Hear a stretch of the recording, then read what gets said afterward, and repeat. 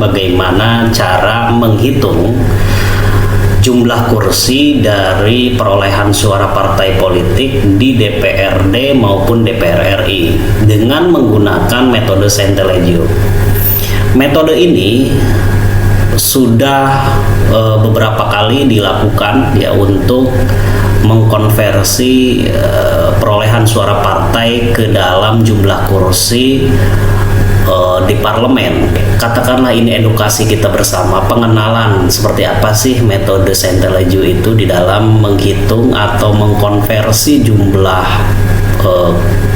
perolehan suara partai politik di suatu wilayah terhadap jumlah kursi di parlemen ya. Metode ini sebenarnya diperkenalkan oleh bernama André Sainte-Legiu pada tahun 1910 di Perancis. Beliau adalah seorang ahli matematika ya. Dan metode Sainte-Legiu ini berdasarkan undang-undang, di sini saya bacakan Undang-Undang Nomor 7 Tahun 2017 Pasal 415 Ayat 2 yang bunyinya adalah: dalam perhitungan perolehan kursi DPR, suara sah setiap partai politik yang memenuhi ambang batas perolehan suara dibagi dengan bilangan pembagi 1 dan diikuti berurutan bilangan ganjil lain 3, 5, 7, 9 dan seterusnya. Bagaimana sih sebenarnya penerapan metode Sainte-Legiu di dalam mengkonversi jumlah perolehan partai politik terhadap jumlah kursi di parlemen? Saya bisa sampaikan secara ilustrasi saja yang sederhana. Mudah-mudahan ini bisa dipahami oleh kita dan bisa menjadi edukasi ya, pengenalan. Ini saya punya ilustrasi. Di Dapil X1 menyediakan 5 kursi, ini ceritanya ya, berdasarkan hasil perhitungan. Nah, perolehan partai politik di dapil tersebut kira-kira sebagai berikut ya. Seandainya ya diperoleh partai A itu sama dengan 1.500, partai B 2.000, partai C 5.000, partai D 6.000, partai E 3.000, partai F 1.000 dan partai G paling kecil 500. Kalau kita melihat secara kasat mata, maka partai D ini paling unggul dengan jumlah perolehan suara paling tinggi 6.000 suara. Maka dengan demikian menggunakan metode Sainte-Legiu tahap pertama adalah kita bagi semua oleh angka ganjil 1. Jadi jika dibagi semua maka perolehannya partai A 1.500 dibagi 1 dan seterusnya sampai 500 dibagi 1 partai G ya. Jadi tetap perolehannya tetap tidak berubah. Sehingga kalau kita melihat 1 sampai 7, partai 1 sampai partai 7, partai A sampai partai G, maka yang memperoleh suara kursi pertama itu adalah partai D, yaitu dengan perolehan suara sebanyak 6.000 suara paling tinggi dibandingkan partai lain. Kemudian ya, karena partai D ini sudah memperoleh kursi, maka perhitungan selanjutnya partai D ini harus dibagi menjadi angka ganjil berikutnya, yaitu angka 3. Sementara partai yang lain tetap pembaginya tetap di angka 1. Maka di perhitungan berikutnya adalah partai A tetap dibagi 1, 1.500 bagi 1 sama dengan 1.500, sampai dengan partai B 2.000 dibagi 1 sama dengan tetap 2.000. C juga tetap ya 5.000 dibagi 1. Kemudian karena partai D ini sudah mendapatkan kursi sebelumnya, maka partai D itu dibagi menjadi 3, kurang lebih sekitar 2.000 suara. Partai E sampai partai G tetap dibagi 1, angkanya tetap sama. Sehingga dari perhitungan ini, maka yang paling besar adalah partai C. Jadi berubah ya, jadi partai C yang paling besar dengan perolehan suara 5.000 suara.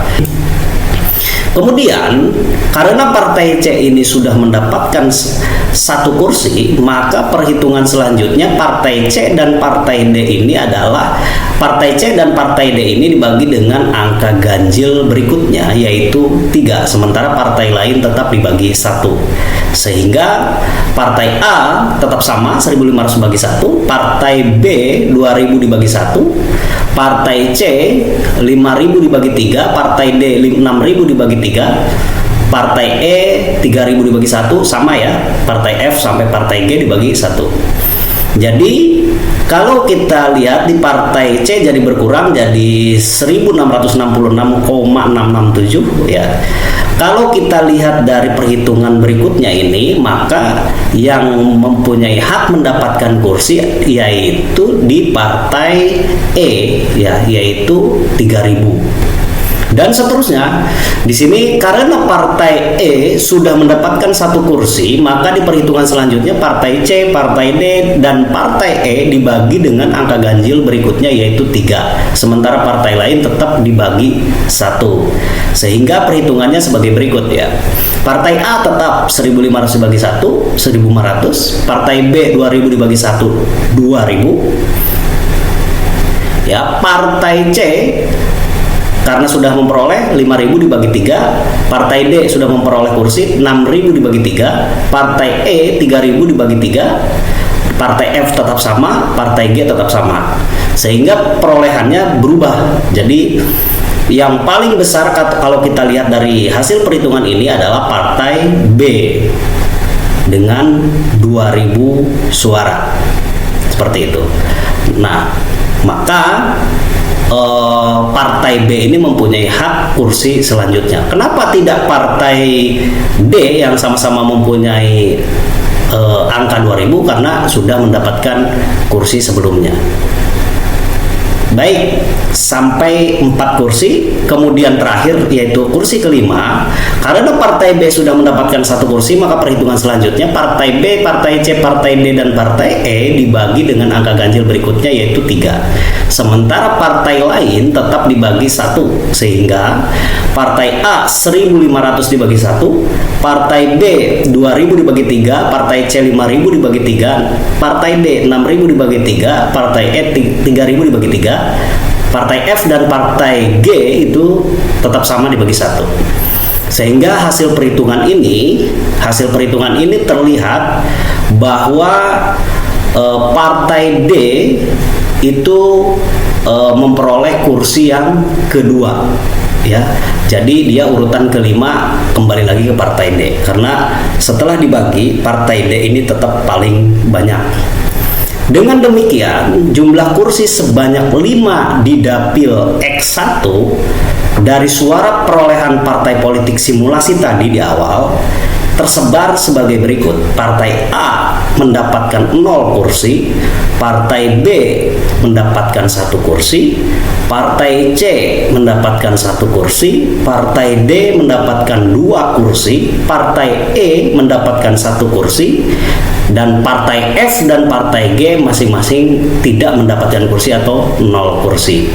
Demikian kira-kira teman-teman perhitungan metode Sainte-Legiu untuk mengkonversi suara partai politik di dapil tertentu ke dalam jumlah kursi di parlemen.